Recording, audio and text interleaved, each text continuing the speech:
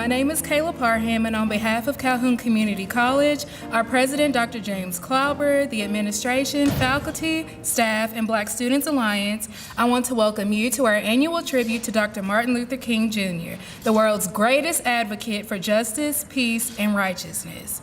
We have planned for your enjoyment a wonderful and informative program, including selections by our Calhoun Community College chorale.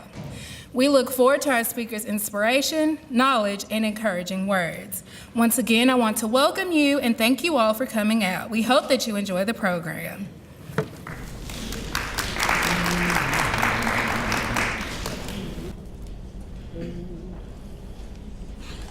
Oh, say, can you see by the dawn's early light what so proudly we hailed at the twilight's last gleaming, whose bright stripes and bright stars through the perilous fight o'er the ramparts we watched were so gallantly streaming,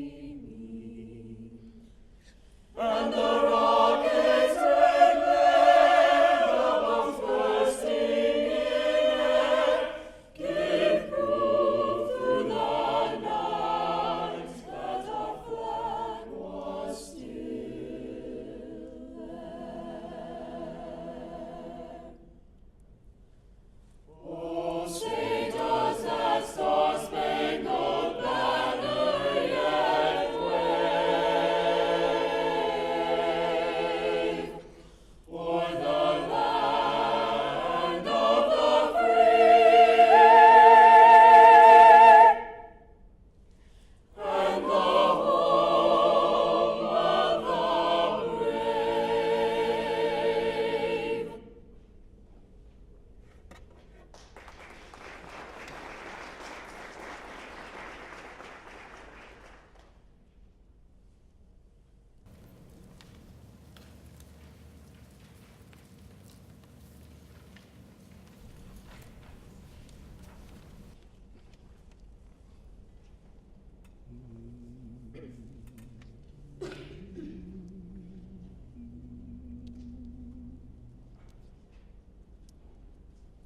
Sooner we'll be done with the troubles of the world, the troubles of the world, the troubles of the world.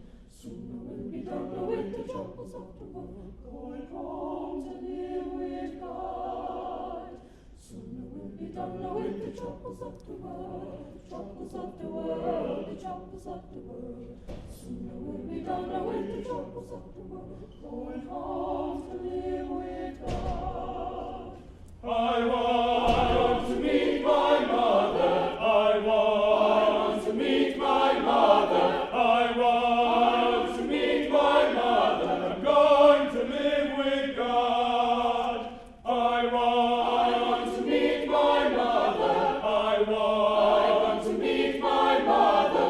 I want to meet my mother. I'm going to live with God. We'll be done with the troubles of the world, the troubles of the world, the troubles of the world. Sooner we'll be done with the troubles of the world, going home to live with God. Sooner we'll be done with the troubles of the world, the troubles of the world, the troubles of the world. Sooner we'll be done with the troubles of the world, going home to live with God.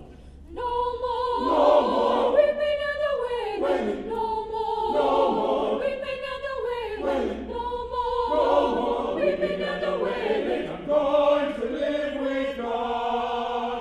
No more weeping and the wailing. No more weeping and the wailing. No more weeping and the wailing. Yes, no more weeping.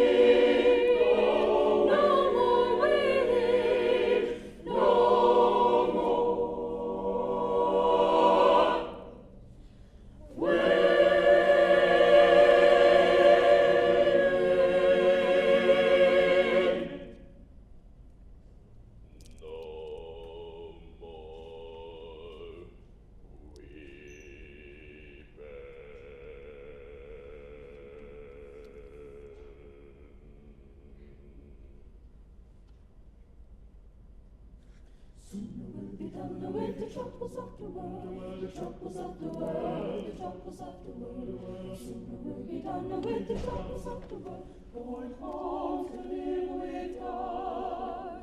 Sooner we'll be done with the troubles of the world, the troubles of the world, the troubles of the world. Sooner we'll be done with the troubles of the world, going home to live with God. I want to meet my Jesus. I want to meet my Jesus. I want to meet my Jesus. I'm going to live with God. I want to meet my Jesus. I want to meet my Jesus. I want to meet my Jesus. I'm going to live with God. I'm going to live with God. I'm going to live with God.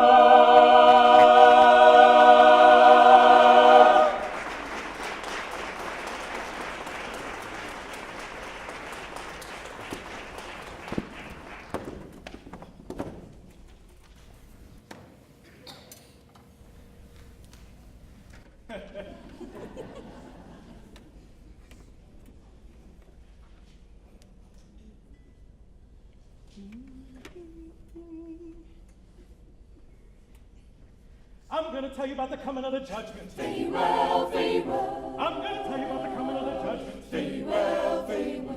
There's a better day a-coming. Very well, very well. There's a better day a-coming. Very well, very well. In that breaking of morning, very well, very well. In that breaking of morning, very well, very well. In that breaking of morning, very well, very well. In that breaking of morning, very well, very well.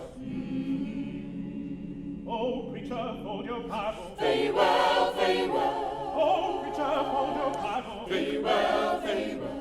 For alas, souls converted. Very well, very well. For alas, souls converted. Very well, very well.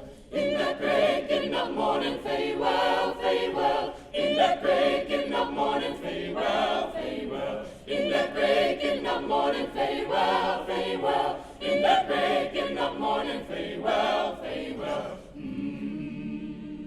Blow your trumpet, Gable. Very well, very well. Blow your trumpet, Gable. Very well, very well. Lord, how loud shall I blow it? Very well, very well. Blow it right, calm and easy. Very well, very well. Do not nod all my people. Very well, very well. Tell them all to come to the judgment. Very well, very well. In that breaking of morning, very well, very well. In that breaking of morning, very well, very well. In that breaking of morning, very well, very well. In that breaking of morning, very well, very well.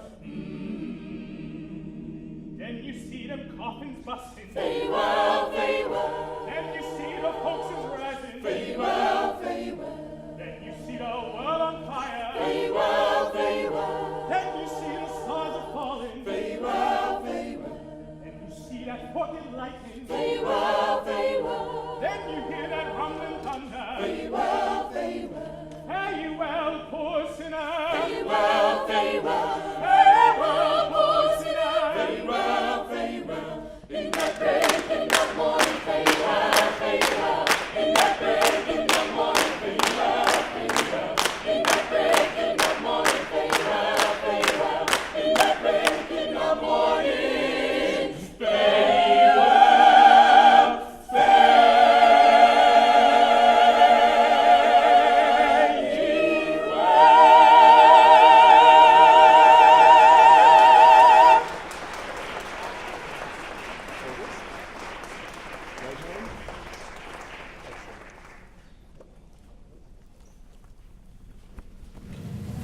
Let's give them another round of applause to Mr. Granville Odom and the Calhoun Chorale.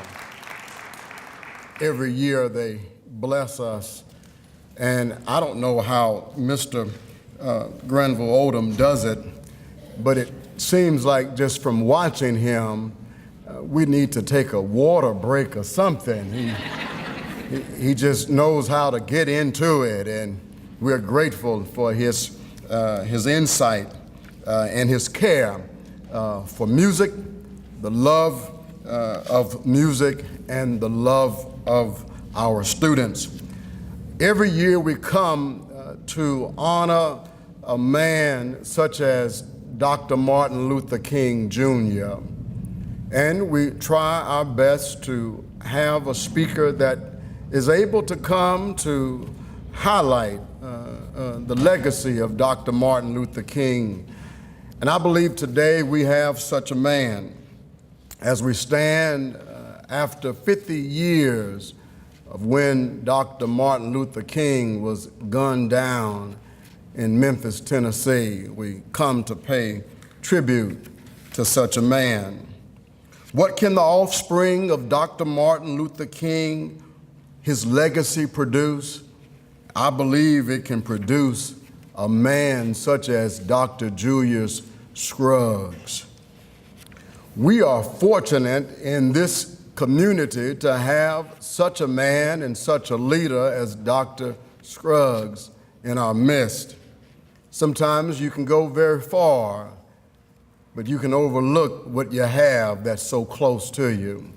A man, this man who comes to us, this preacher, this pastor, Dr. Julius R. Scruggs. He's the pastor of the First Missionary Baptist Church in Huntsville, Alabama. He has served there for some 40 years. He is a native of Elkton, Tennessee, grew up in Tony, Alabama. He was a member of the Mount Zion Missionary Baptist Church, where some of his family are still there. The church where even I serve as pastor. And so I am grateful to have this legend of a giant, Dr. Scruggs, to be our speaker. He has several degrees, matriculated from this area academically, went on to Vanderbilt University to earn a doctorate of ministry degree from Vanderbilt, and he's received several other awards and honorary doctorates. His pastoral experience started when he was 18 years old. Can you imagine? When most 18-year-olds are probably not thinking about God or church like that. When he was 18 years old, the Lord had called him to pastor. And he went from there in Harvest, Pine Grove Missionary Baptist Church, to East Chicago, and then back from there to his native land of the Tennessee Valley to pastor the First Missionary Baptist Church in Huntsville. Since he's been there, over 4,000 people have come to know Jesus Christ because of his ministry in preaching. He has served nationally. Dr. Scruggs was voted in 1999 as the Vice President at Large of our National Baptist Convention, USA Incorporated. In 2009, he was elected the 17th president of our National Baptist Convention, USA Incorporated. He is a board member of the Board of Trustees at the American Baptist College. He's also a member of the National Board of Directors for the NAACP. His state work includes serving as the president of the State Baptist Convention. He is deemed President Emeritus. Locally, he's served on several local boards and has received several numerous honors, by which I believe in your program they note. He is a scholar and a theologian. Dr. Scruggs has authored 4 books, Meditations on the Church, Baptist Preachers with Social Consciousness, a comparative study of Dr. Martin Luther King Jr., and Dr. Harry Fosdick. That is one of the primary reasons why Dr. Scruggs is here with us today, because of his insight in the study of Dr. Martin Luther King with that whole push for civil rights and human rights, and what does the church say about it. He's also written a book, God is Faithful, and the fourth book, the book that we have used at the Mount Zion Church, is How to Study and Teach the Bible. He's a family man. He's married to the former Miss Josephine Stewart Tipton, who is always by his side. And Mother Scruggs is with us today as well.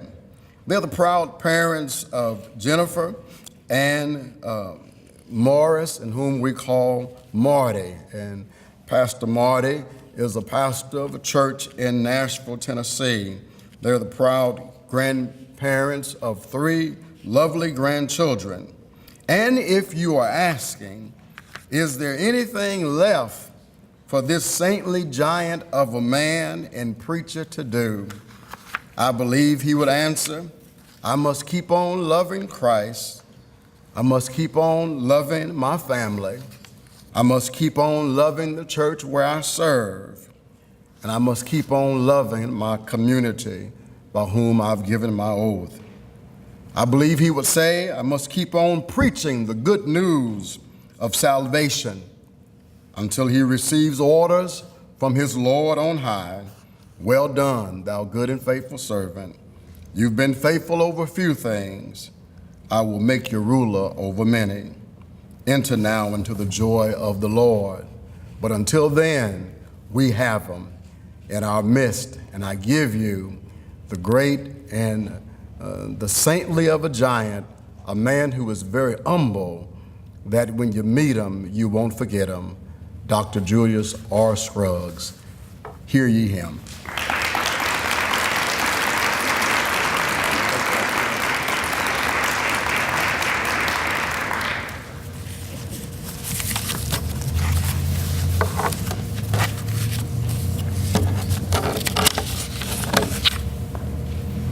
Good morning. I'm on Eastern Standard Time, so I had to check my watch to be sure that I was correct when I said good morning. Let me thank my friend, Reverend Williams, for his kind words of introduction. Probably one of the most kind introductions that I've received, and I thank you very kindly, sir. As he said a moment ago, that he is really my pastor. Pastors the church where I grew up as a boy, and we are delighted that he's there serving, and I'm sure that you're delighted that he's here serving.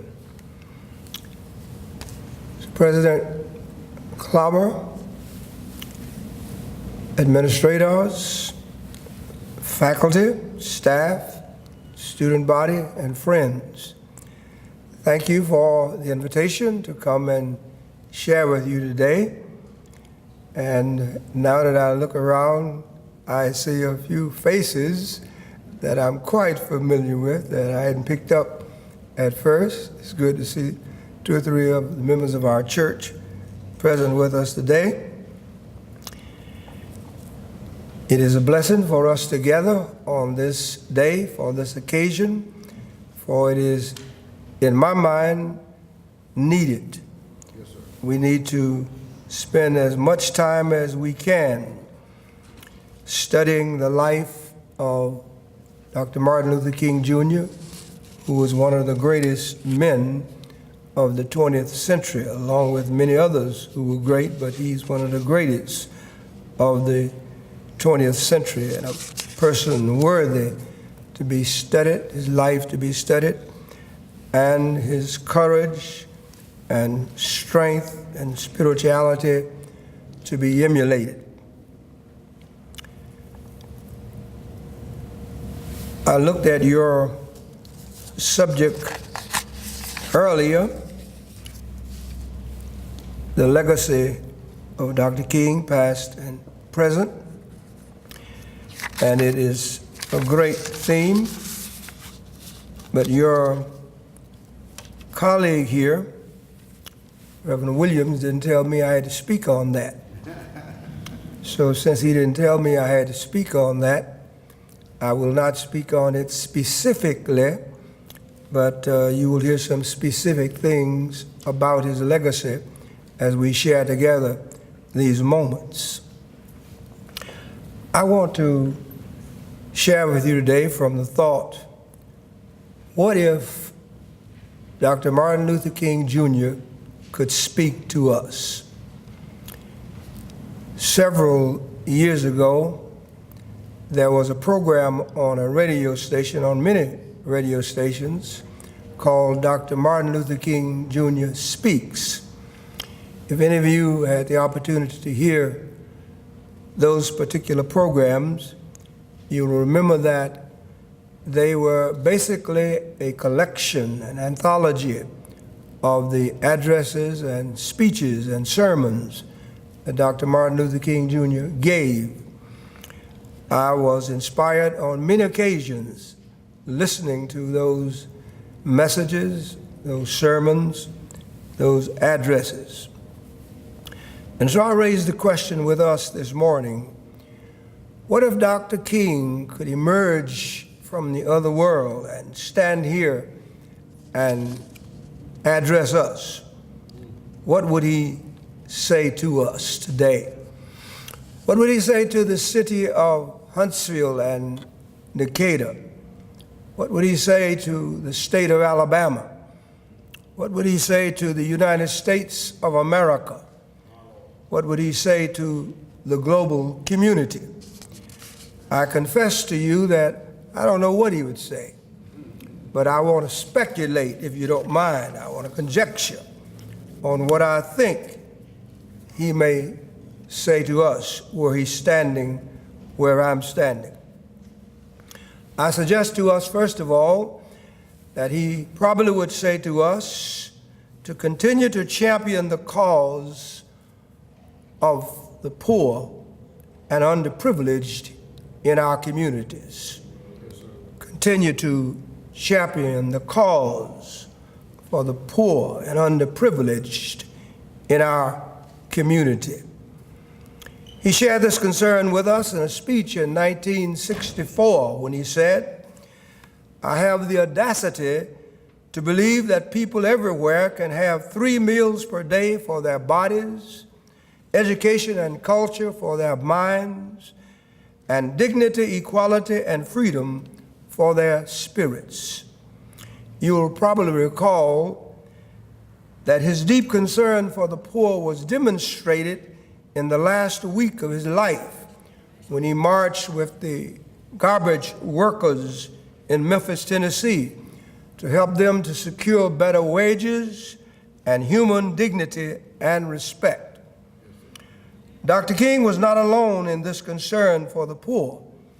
President John F. Kennedy had accentuated this concern in his inaugural address in 1961 when he said, "If a free society cannot help the many who are poor, they cannot save the few who are rich."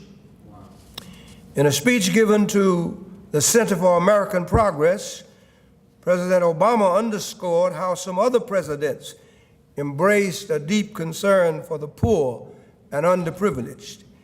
He said, and I quote, "It was Abraham Lincoln, a self-described poor man's son, who started a system of land-grant colleges all over this country so that any poor man's son could go and learn something new."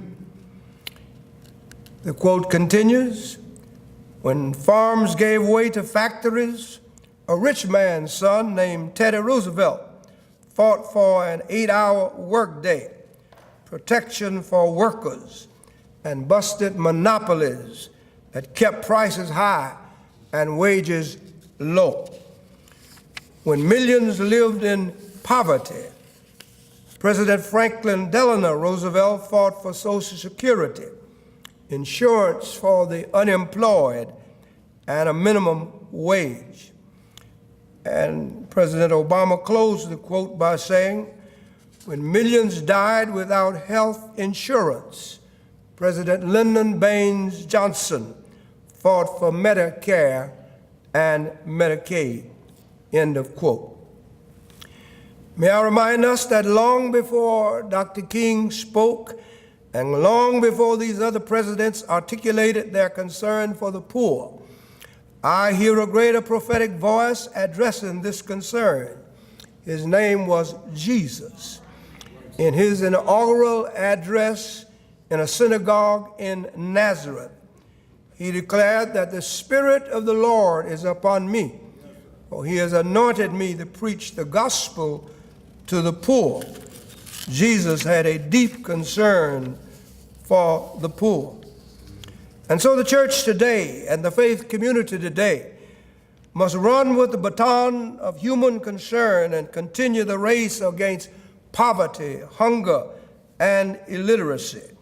We must continue to mobilize every force in our cities, states, and nation to see to it that everyone has a decent place to live, some nutritious food to eat, and clothes to put on their bodies.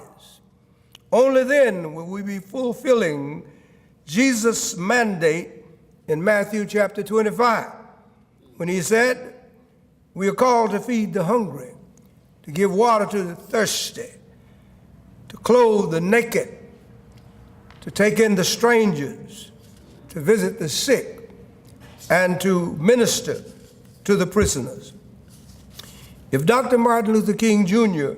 were alive today, I suspect that he would ask Congress, "Congress, why is it that you don't seem to have the moral courage and strength to pass a bill to raise the minimum wage to help the poor? And why did your conscience allow you to cut food stamps for the poor?" And then he would probably turn to the church and say to us, "Where is your prophetic voice? Will you go on being satisfied, being pathetic echoes? Will you be continually satisfied to be a tail light in society rather than a headlight, to use E. Stanley Jones's terms?" Dr. King, my friends, was a champion for the cause of the poor and underprivileged.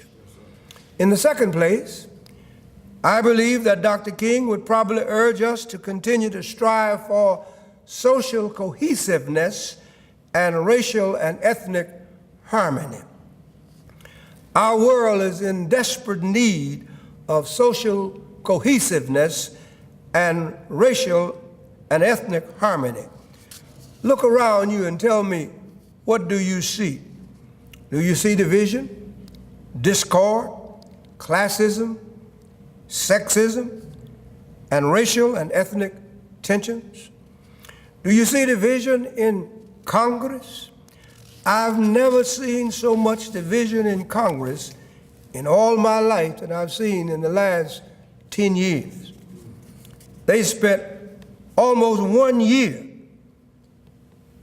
giving their energy to voting against and seeking to block a health care bill. And they've come back this year doing the same thing. What's wrong with having affordable health care for everybody, for all citizens? The deaths of Trayvon Martin, Michael Brown, Eric Garner, and many others all help us to focus on ethnic and racial tension in our nation. Some feel that I must take one side or the other. I must stand against unjustifiable force used by police officers, or I must stand for police officers' rights. The truth of the matter is that police officers must be accountable just like the rest of us. It is not right to kill unarmed black men any more than it is right to kill unarmed white men. It is not right to choke unarmed black men to death, just as it is not right to choke unarmed men of other races to death. We must all respect all lives because all lives matter. Black lives, white lives, brown lives, yellow lives, red lives, all lives matter. All lives are important to God. He made us all in his image and after his likeness. All of us therefore have self-worth, dignity, and self-esteem. We need to learn to love and respect what and whom God loves and respects. We all need to be more fully ready to embrace the vision of the prophet Micah, who said, we are called upon to execute justice, love mercy, and walk humbly with God. Were Martin to rise and speak to us today, I suspect that he would remind us that we all tied together in a web of human destiny. What affects one affects all. In his book, Where Do We Go From Here, Chaos or Community, he talked about how we lived in a world house, a global community. He said, and I quote, "We have inherited a large house, a great world house, in which we have to live together, black and white, Easterner and Westerner, Gentile and Jew, Catholic and Protestant, Muslim and Hindu, a family unduly separated in ideas, culture, and interests, who, because we can never again live apart, must learn somehow to live with each other in peace." He further noted in that same book, and in other books as well, that together we must learn to live as brothers, or we will perish together as fools. This fact that we are tied together in a web of human destiny was vividly clarified in my mind in a story that I heard told by Charles Osgood from his Osgood Files collection. I heard this story back in the late 90s. Charles Osgood told about rats, story about rats. He told about how 51 rats that year had been found in the Pentagon. One brave rat scurried across the floor while the generals were eating. He also reported in that same story that there were 3 rats found in the White House. Now, Julius, what's the point? The point is, if you ignore rats in poor folks' houses, after a while they're going to be in the White House, your house, and my house. Because we are all tied together in a web of human destiny. What affects one eventually affects us all. If Dr. Martin Luther King Jr. could come from the other world and speak to us today, not only would he say that we should continue to champion the cause for the poor and underprivileged, and that we should work together for racial and ethnic harmony, but he would also probably say to us that we should pursue spiritual excellence. In his own life, Dr. King understood that he needed divine help. He needed God. There are some jobs that are too hard for us and for our human strength alone. We need help from above. The reason that Dr. King was so patient and courageous in the face of beatings and bummings and burnings and other threats on his life was that he knew God. God was the strength of his life. God was his refuge and his strength, a very present help in trouble. He knew that the eternal God was his refuge, and underneath was his everlasting arms. And so, if Dr. King were here today, he would urge us to put on the whole armor of God, for we fight not against flesh and blood, but against principalities, powers, against the rulers of darkness of this age, against spiritual wickedness in heavenly places. And so we need God. And I confess to you this morning, I need God. Yes, sir.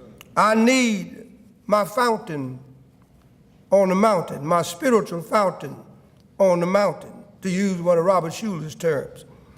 I need a spiritual oasis to which I can slip away and meditate and come away refreshed, having been baptized in divinity and having communed with God, having been mesmerized by his majesty.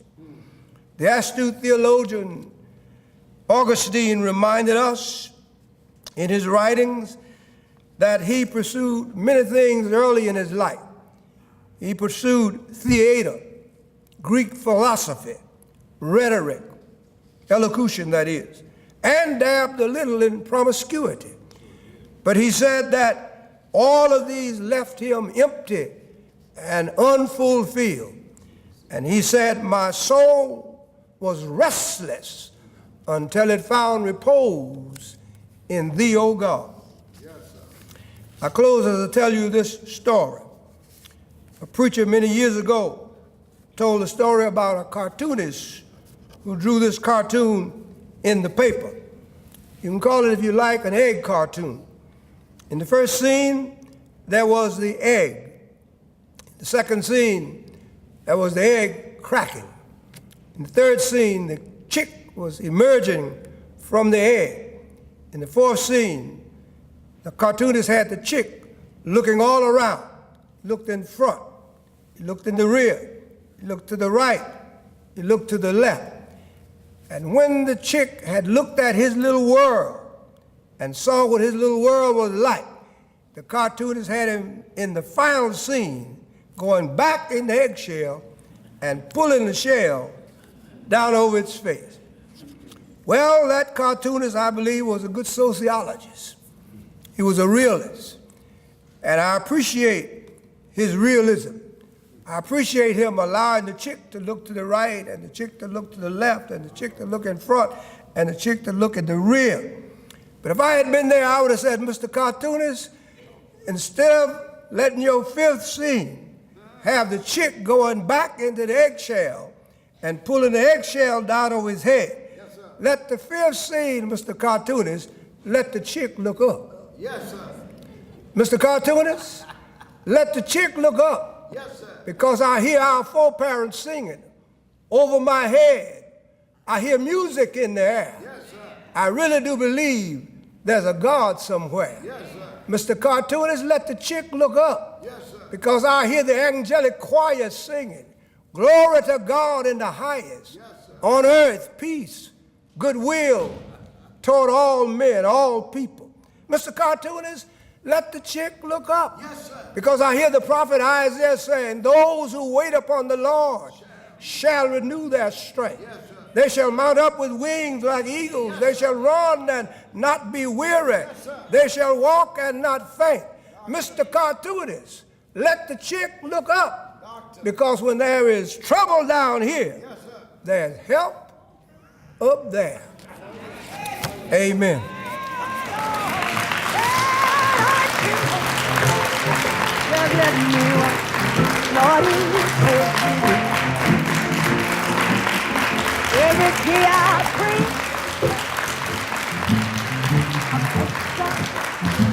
walk with me.